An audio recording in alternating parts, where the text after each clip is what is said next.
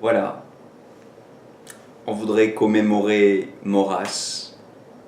Alors il semble que le ministère de la Culture fasse désormais marche arrière et que le Haut Comité aux commémorations finalement soit renvoyé à son travail. Mais évidemment, cela pose une immense question.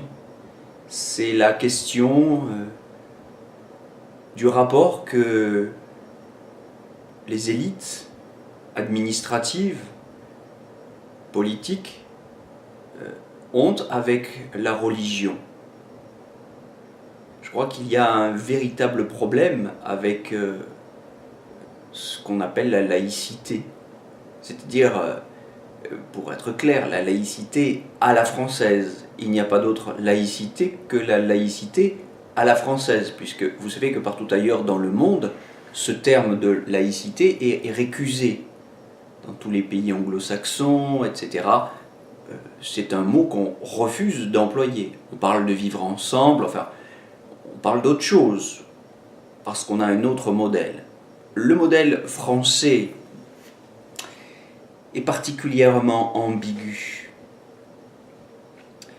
Il est nourri de haine, et je ne suis pas étonné que nos élites, c'est triste, mais je ne suis pas étonné que nos élites, qui encouragent dans leur discours le vivre ensemble, eh bien, se trouvent pris de temps en temps, la main dans le sac, à susciter plutôt des passions haineuses, à remuer la haine de l'autre, et spécialement s'il a une religion.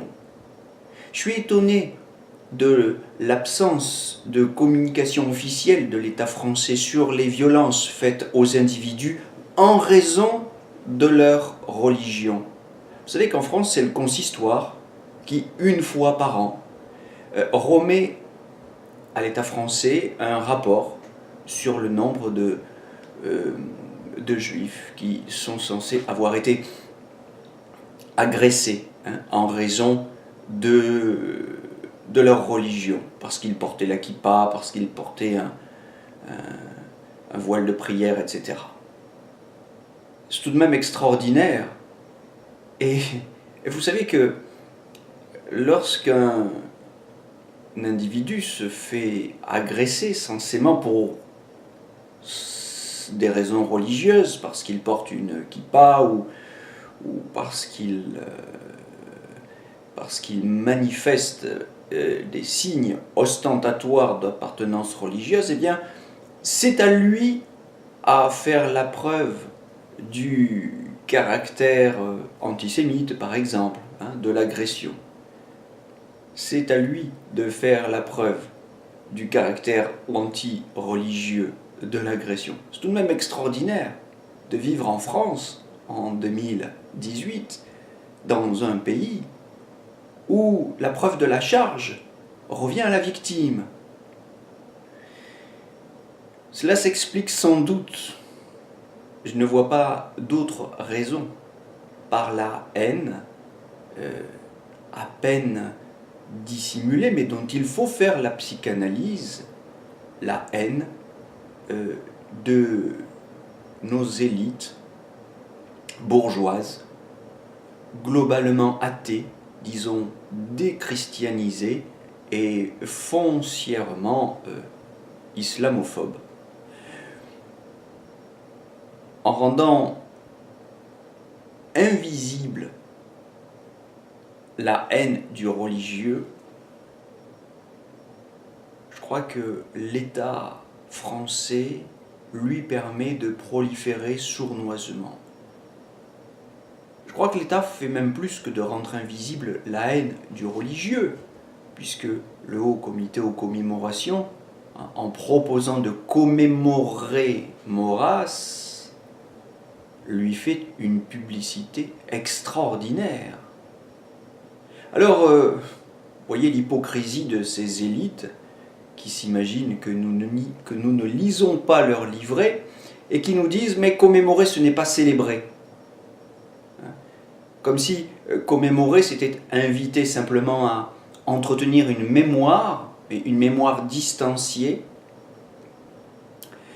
et se défendre justement de célébrer, c'est-à-dire de porter un jugement appréciatif, laudatif sur les événements ou les personnes qu'on commémore.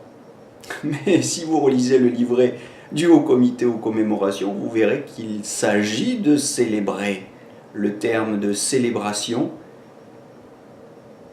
fait partie du vocabulaire de ce Haut Comité, qui se propose dans son livret de rappeler à notre mémoire ce qui doit être célébré.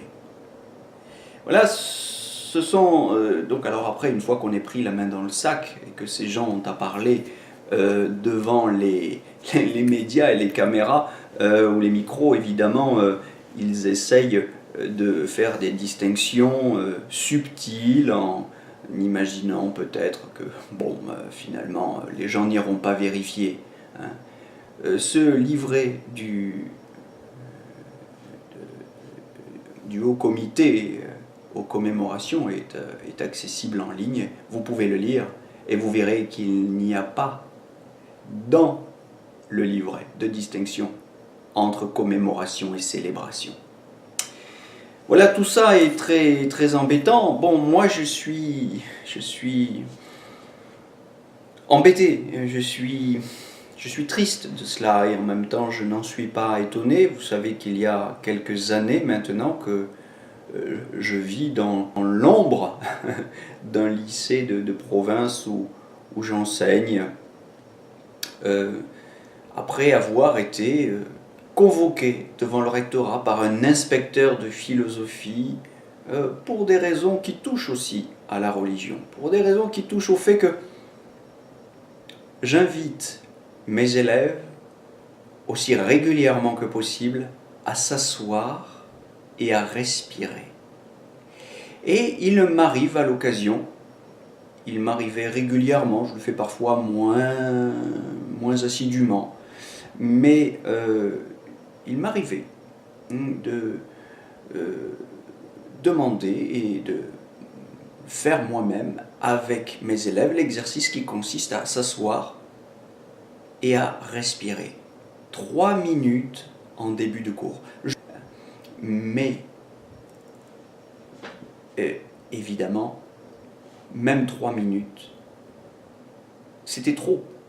C'est trop pour nos élites bourgeoises, anticléricales, athées, pour lesquelles ce type de pratique sent la religion à plein nez, pour lesquelles cette pratique, en l'occurrence, sent le yoga, le bouddhisme.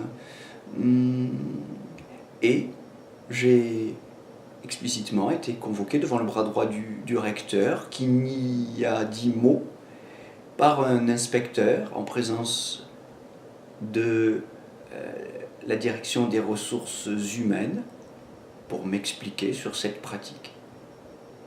Alors, bon, docteur, agrégé, sur un poste stable, évidemment je n'ai pas été embêté, mais on m'a clairement poussé vers la sortie, me faisant comprendre que mon avancement serait stoppé. Qu'à cela ne tienne, je refuse moi-même de signer mes notes d'avancement. Et le nouvel inspecteur me dit que si j'ai malgré tout été avancé, c'est en raison des statistiques, parce que je ne peux pas sortir des créneaux. Peu importe. Jésus disait, ma vie on ne me la prend pas, c'est moi qui la donne. Eh bien, mon salaire on ne me le prend pas. Mon avancement on ne me le prend pas. C'est moi qui le donne.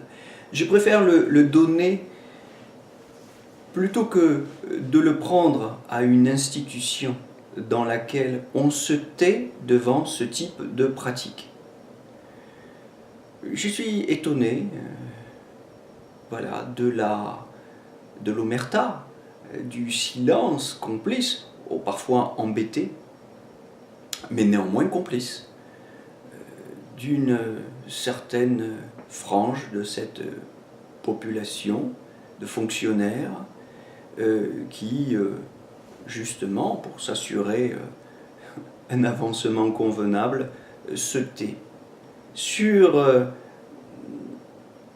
des pratiques que je dénonce comme une atteinte à la liberté d'enseigner, d'abord pour un professeur, une atteinte aussi à la liberté de conscience. S'agissant spécialement de pratiques dont vous devinez qu'elles ont un effet psychologique, c'est-à-dire que quand j'enseigne, quand j'invite mes élèves à respirer 3 minutes en début de cours, respirer en conscience, bien ce n'est pas pour les bouddhéiser, quoique je sois évidemment autorisé en tant que professeur de philosophie à parler aussi de bouddhisme en cours et à expliquer en quoi consiste le bouddhisme, qui n'est justement pas une croyance. Mais je leur fais faire cet exercice dans l'espoir de les calmer, de leur donner un outil concret qui psychologiquement va les apaiser et les mettre dans un état d'esprit favorable à l'étude, à l'apprentissage, leur donner un outil de concentration absolument merveilleux. Alors que cet outil ait des racines bouddhiques ou autres, c'est indéniable.